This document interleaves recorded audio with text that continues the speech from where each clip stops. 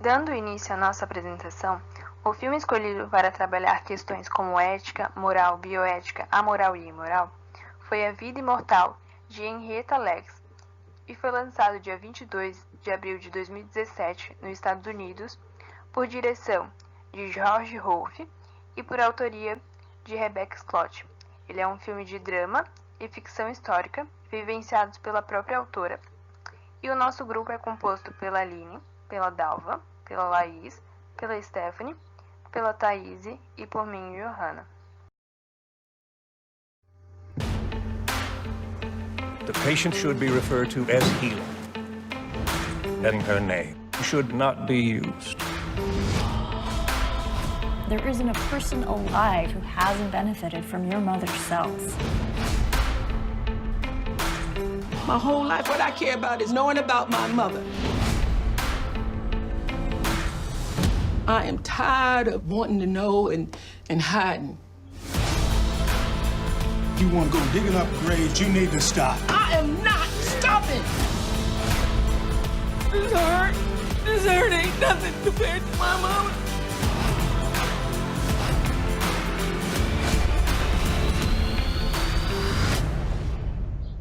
You famous, just nobody knows it.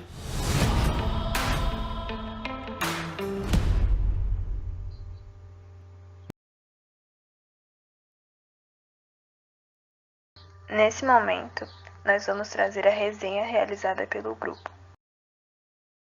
Rebecca Skloot é uma escritora de ciências formada em biologia que assumiu a missão de escrever um livro por conta própria sobre Henrietta Lacks, após ouvir sobre as células Haley pela primeira vez durante uma aula de biologia aos seus 17 anos de idade. Henrietta Lacks foi uma mulher esquecida pela ciência, cujas células ainda hoje estão vivas. Ela nasceu na década de 30, na Virgínia. Era negra, pobre, de pouco estudo, mas uma mulher determinada, divertida, amável e cheia de vida e amor pelos filhos. E é graças a ela que a ciência deu um grande avanço com diagnósticos e tratamentos relacionados a algumas doenças, como a poliomielite, e pesquisas de células-troncos. Uma mulher negra dá entrada no Hospital John Hopkins em 1951. Aparentemente, nessa época, esse hospital seria o único da região que tratava de pacientes negros. Sua queixa principal é que ela sentia um caroço em seu ventre.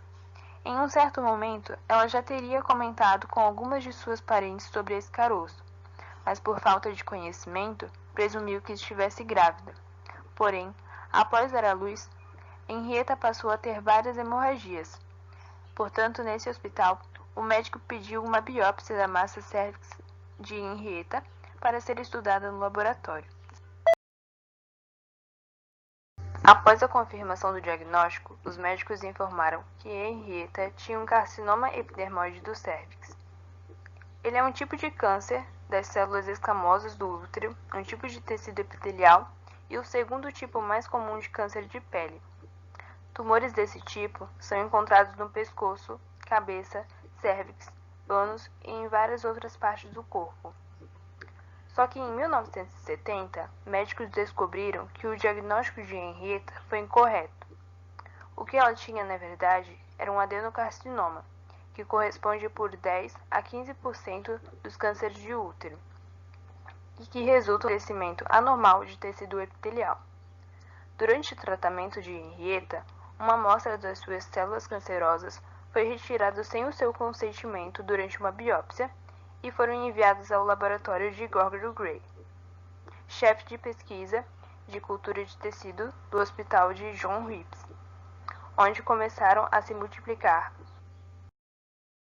Após lutas e tratamentos que eram extremamente cansativos e desgastantes para a paciente e sua família, Henrietta faleceu na madrugada de 4 de outubro de 1951, diagnosticada com carcinoma epidermoide do colo de útero estágio 1, deixando seus 5 filhos, Lawrence, 1935, Elsie, 1939 e morreu em 1955, David, que era conhecido como Sonny, nascido em 1947, e Deborah, nascida em 1949 e 2009, e Joseph.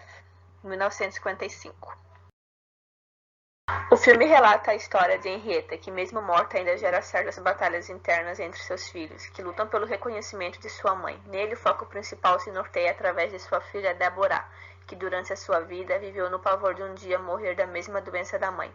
Aparentemente, ela era a única que se mostrava muito interessada em passar essa história adiante para que as futuras gerações tivessem o conhecimento sobre o que sua mãe viveu. Foi quando ela recebe a ligação de uma escritora que estaria disposta a escrever um livro sobre Henrietta que tudo passa a mudar. Deborah enxerga esse sinal como uma possibilidade de seu desejo virar realidade, porém alguns dos seus irmãos não aceitam muito bem a tal ideia. Até mesmo Deborah em alguns momentos apresenta certa desconfiança e resistência, mas acaba cedendo e ajudando a escritora. Fica muito nítida a relação das duas durante essa jornada.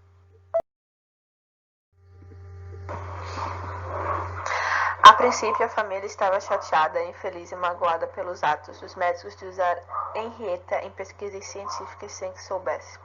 Os médicos consideravam esta uma forma de pagar pelo atendimento gratuito que recebia. Esse era um dos grandes dilemas enfrentados durante os anos pelo seu marido e pelos seus filhos. E aí essa é a mensagem que o filme quer passar pra gente, né? Um sentimento de injustiça através da família, do esposo e até mesmo da Henrietta. Então, a moral, ela pode ser definida como um conjunto de valores e de princípios e de noções do que é certo e errado dentro de um grupo, uma sociedade ou uma cultura. Aqui eu separei, então, dois grupos, o grupo da família da Henrietta e o grupo dos médicos, né? E para a família da Henrietta, o que os médicos fizeram foi um ato imoral. O que seria o ato imoral? É um ato contrário à moral, contrário às regras do que está pré-estabelecido para aquele determinado grupo, né? Algo que falta com a moralidade. Então, para a família da Henrietta, retirar uma parte do tecido de um parente deles foi imoral. Já para os médicos, o que eles consideravam como moral, eles achavam que estava certo aquilo que eles fizeram, e eles até chegam a comentar, dizendo que era uma forma de pagamento pela Henrietta ter recebido esse atendimento de graça, né? Então eles retiraram uma parte do tecido da Henrietta como uma forma de pagamento pelo atendimento de graça que ela recebeu. Já a ética, ela é definida como um conjunto de valores também, mas que vão orientar o comportamento de um homem em relação aos outros, na sociedade, né? E a forma que o homem ele deve se comportar no seu meio social.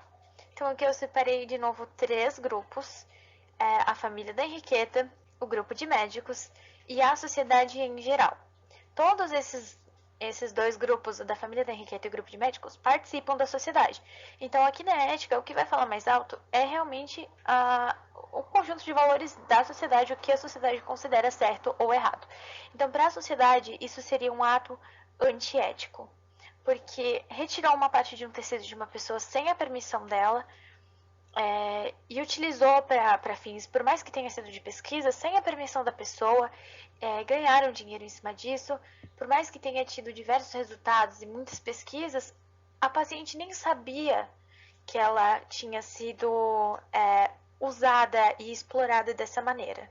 Então, para a sociedade, isso é um ato antiético. Já o conceito de amoral é uma pessoa que ela não tem senso do que seja moral e ética, né? Então, uma questão de moral para esse indivíduo é desconhecida, é estranha, e ele não leva em consideração esses preceitos morais, porque ele não tem princípios e valores. No caso, eu não acho que isso se encaixe em nenhum dos três grupos que eu citei aqui, mas só para trazer o conceito.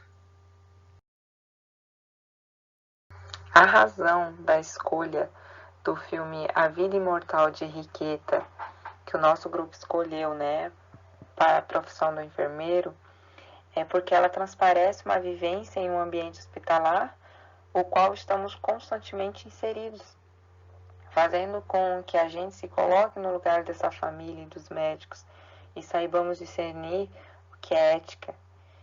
E também nos mostra que para um bom tratamento, para que ele seja bem sucedido, cada profissional de saúde tem um papel muito singular no cuidado deste paciente. No caso, o médico, o enfermeiro e todos os outros profissionais exercem funções distintas. Porém, elas se complementam entre si num único objetivo, que é cuidar de pessoas. Também nos traz a mensagem da empatia, né, na assistência da integralidade daquele sujeito, de suas crenças, em um tratamento digno, por meio do diálogo com o paciente, com os seus familiares, escutando e compreendendo os sentimentos e emoções, né, as sensações expressadas por eles, e que cada paciente merece ser tratado de uma forma digna, com respeito, né, e empatia. Conceito de justiça social. É uma construção moral e política baseada na igualdade de direitos e na solidariedade coletiva. Em termos de desenvolvimento, a justiça social é vista como o cruzamento entre o pilar econômico e o pilar social. O caso de Henriqueta foi exposto e ficou muito famoso, porém o conceito de justiça social na época não se aplicava na prática. Foram levantadas muitas questões sobre as células, que continuaram vivas retiradas da paciente, porém a família não recebeu informações suficientes, dinheiro ou explicações da pesquisa. Os filhos não entenderam quando falaram a eles que uma parte da mãe ainda estava viva. Chegaram a fazer algumas perguntas, mas não tiveram nenhum tipo de esclarecimento. O conceito de equidade. Ele revela o uso da imparcialidade para reconhecer o direito de cada um, usando a equivalência para se tornarem iguais. Os direitos de Henrietta foram descartados, por ser uma mulher negra, pobre e sem recursos, de uma população que precisaria até de mais cuidados, por ter uma vida cheia de dificuldades e problemas. Porém, ao ser atendida em um hospital, sendo o único da época a atender essa população pobre, seus direitos e de sua família foram totalmente negligenciados. Conceito de estigmatização. É a separação ou segregação de pessoas com base em preconceitos, tanto raciais, religiosos ou qualquer outro.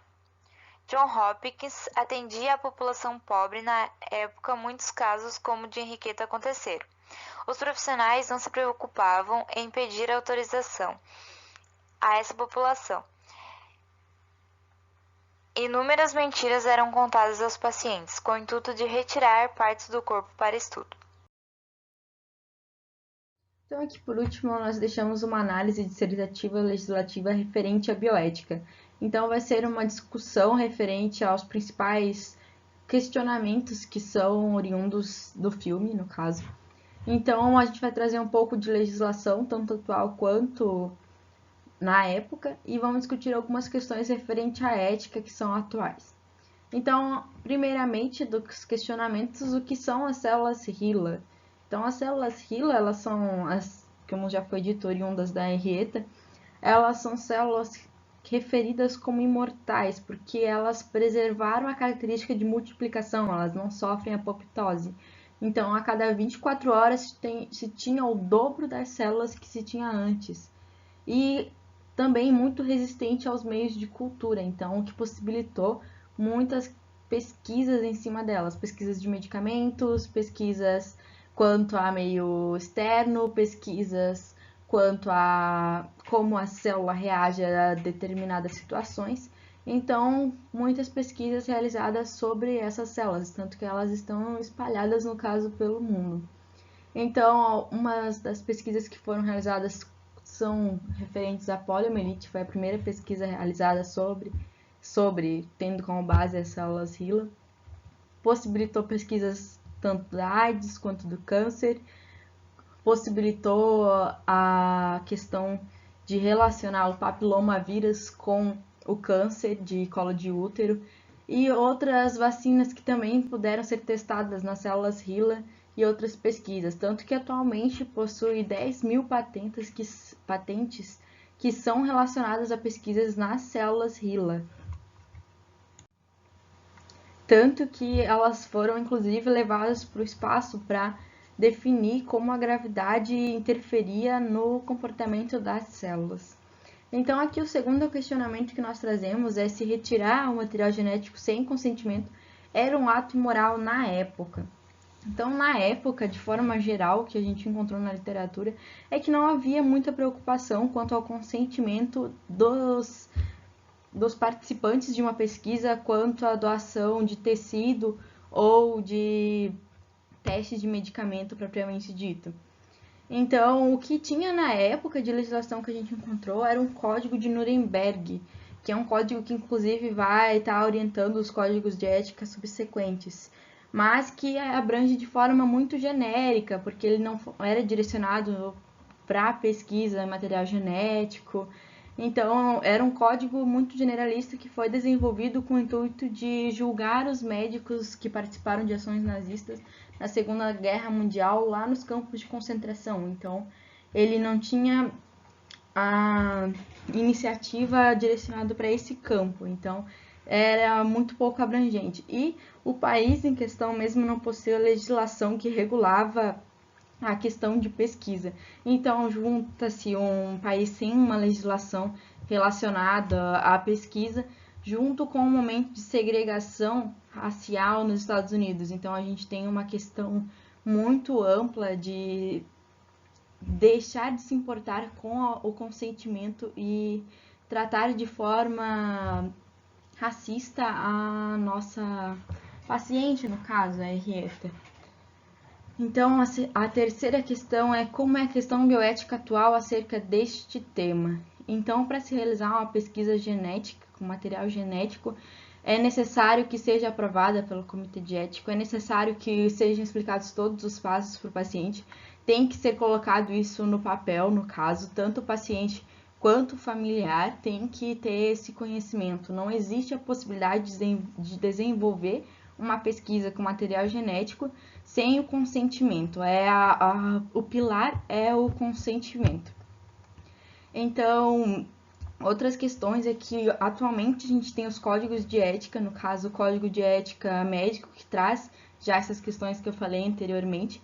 A gente tem aqui as constituições, aqui no Brasil a Constituição, que preza pelo direito à dignidade, o direito à vida, todos são iguais perante a lei e todos têm o dever de respeitar. Então, a questão bioética atual é bem diferente da que foi retratada no momento do filme, no caso. Então, a última questão é se os participantes ou familiares possuem direito aos lucros de patentes oriundas de pesquisas genéticas. Então, como eu falei anteriormente, possui atualmente, relacionado às células HeLa, 10.000 pesquisas que foram patenteadas. Então, ela teve um fim comercial. Então, há muita questão de discussão. Se os pacientes ou os familiares de pacientes que, no caso, já faleceram, possuem direito aos lucros dos produtos desenvolvidos em cima do material genético. O que tem de legislação é que o material biológico não pode ser comercializável. Então, nessa questão, não pode haver uma patente sobre o material biológico. Porém, o produto que tem a base em cima do material biológico, como um medicamento que foi testado em material biológico, ou a vacina que foi testada em material biológico, que são patenteáveis e comercializáveis, são produtos que podem ter um lucro sobre isso, que é, no caso, o que rege a indústria farmacêutica. Então, o que tem é uma discussão, porque, no caso, os familiares da Henrietta nunca receberam nada, sendo que as células dela são importantes para diversos avanços na medicina propriamente dita. Então, não tem uma legislação específica que diga que os familiares ou os participantes podem ter acesso à divisão de lucros dessas patentes, sendo que o material genético, no caso, ele é doado espontaneamente, ele não tem custo nenhum. Então, existe esse confronto entre os participantes de uma pesquisa e no caso, a indústria farmacêutica, porque já existe contexto de ONGs que tem essa questão de que aí tem uma questão contratual, de que se houver um patenteamento sobre material genético, os participantes eles vão ter direito a, no caso, uma parte do lucro. E tem bastante a discussão de como que um participante de uma pesquisa genética não vai ter acesso gratuito ao medicamento desenvolvido sobre a sua patologia, no caso, como é o caso de patologias raras envolvendo contexto neurológico.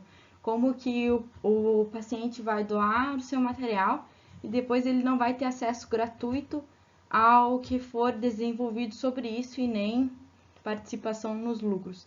Só que é uma questão muito complexa, porque aí tem o lado da indústria farmacêutica, porque se eu não tenho lucro, no caso um lucro chamativo para a indústria farmacêutica, não há interesse em pesquisa sobre. Então fica essa dicotomia entre deveria ser realizada a divisão dos lucros com os participantes de pesquisas ou se não deveriam ser realizada a divisão de lucros com os participantes. E o argumento mais utilizado na questão de que os participantes não possuem direito a lucro sobre patente é a questão de que o produto final ele é de interesse público e não de interesse privado diretamente do participante, então não tem como dividir um lucro de algo que vai ser para interesse público. Mas isso é uma questão muito ambivalente e que ainda não tem muita legislação sobre, aqui no Brasil principalmente não tem muito tratamento sobre isso, não existe lei específica sobre patenteamento de produtos resultantes de pesquisa genética.